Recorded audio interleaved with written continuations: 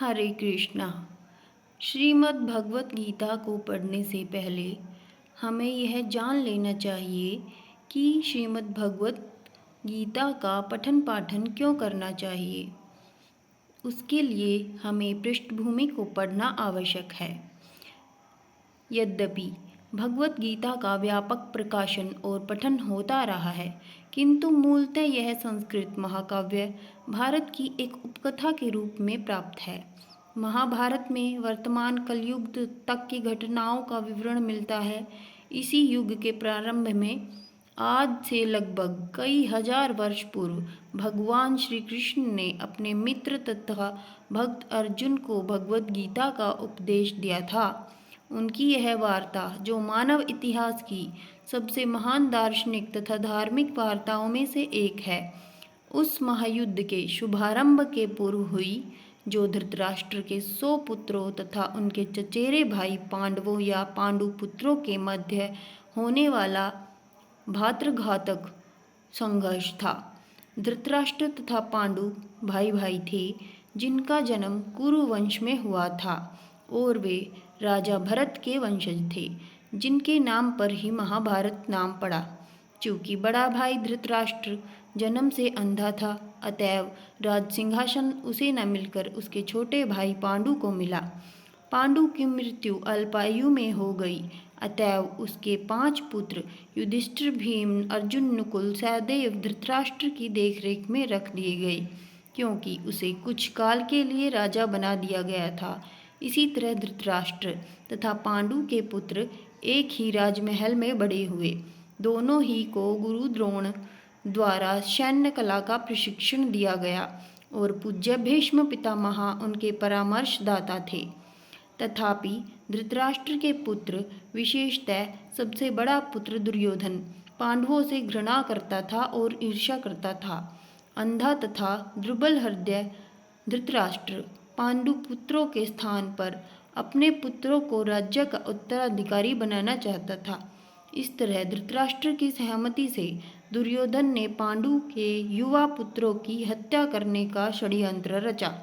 5 पांडव अपने चाचा विदुर तथा अपने ममेरे भाई भगवान कृष्ण के संरक्षण में रहने के कारण अनेक प्राणघातक आक्रमणों के बाद भी अपने प्राणों को सुरक्षित रख पाए।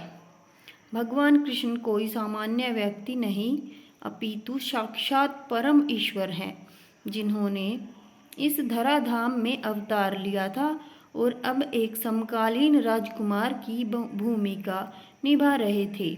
वे पांडु की पत्नी कुंती या प्रथा पांडवों की माता के भतीजे थे। इस तरह संबंधी के रूप में तथा धर्म के शाश्वत पालक होने के कारण वे धर्मपरायण पांडु पुत्रों का पक्ष लेते रहे और उनकी रक्षा करते रहे।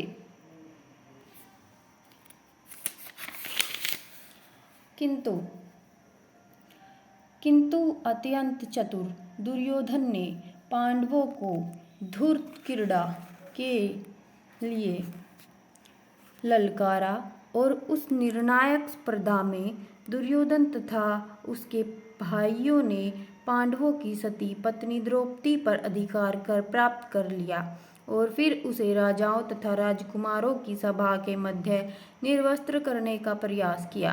कृष्ण के दिव्य हस्तक्षेप से उसकी रक्षा हो सकी।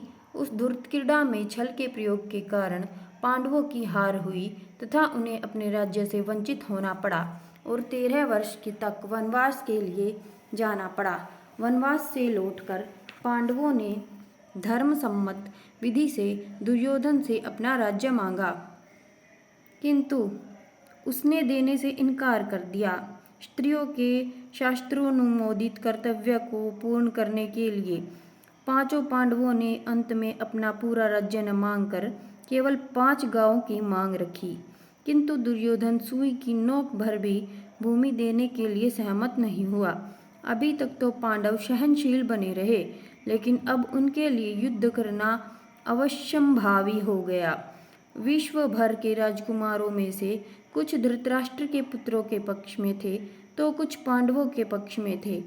उस समय कृष्ण स्वयं पांडु पुत्रों के संदेशवाहक बनकर शांति का संदेश लेकर धृतराष्ट्र की राज्यसभा में आए। जब उनकी याचना अस्वीकृत हो गई तो युद्ध निश्चित था। अत्यंत सच्चरित्र पांचों पांडवों ने कृष्ण को पूर्ण पुरुषोत्तम भगवान के रूप में पहचान लिया था, किंतु धृतराष्ट्र के दुष्ट पुत्र उन्हें नहीं पहचान पाए थे।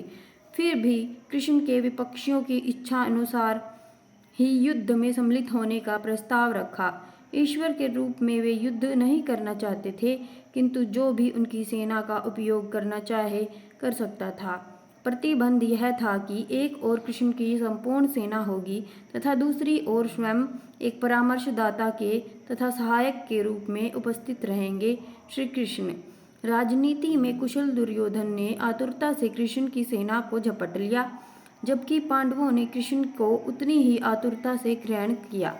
इस प्रकार कृष्ण अर्जुन के सारथी बने और उन्होंने उस सुप्रसिद्ध धनुर्धर का रथ हाँकना स्वीकार किया।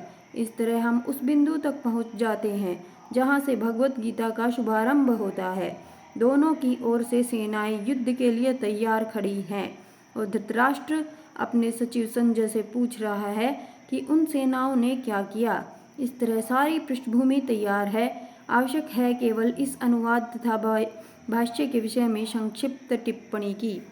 भगवत गीता के अंग्रेजी अनुवादकों में यह सामान्य प्रवृत्ति पाई जाती है कि वे अपनी विचारधारा तथा दर्शन को स्थान देने के लिए कृष्ण को ताक पर रख देते हैं।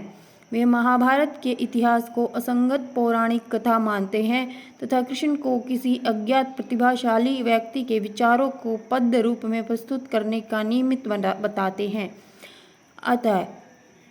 अथवा श्रेष्ठतम परिस्थितियों में कृष्ण एक गौण ऐतिहासिक पुरुष बना दिए गए जाते हैं, किंतु साक्षात कृष्ण भगवान भगवत गीता के लक्ष्य तथा विषय वस्तु दोनों हैं, जैसा कि गीता स्वयं अपने विषय में कहती है। यह अनुवाद इसी के साथ दिया हुआ है। भाष्य पाठक को कृष्ण की ओर निर्देशित करता है, उनसे दूर नहीं ले जाता। इस दृष्टि से भगवान यथारूप अनुपम है।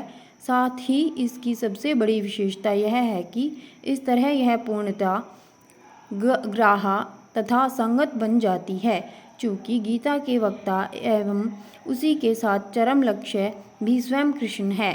अतएव यही एकमात्र ऐसा अनुवाद है जो इस महान शास्त्र को यथार्थ रूप में प्रस्तुत करता है।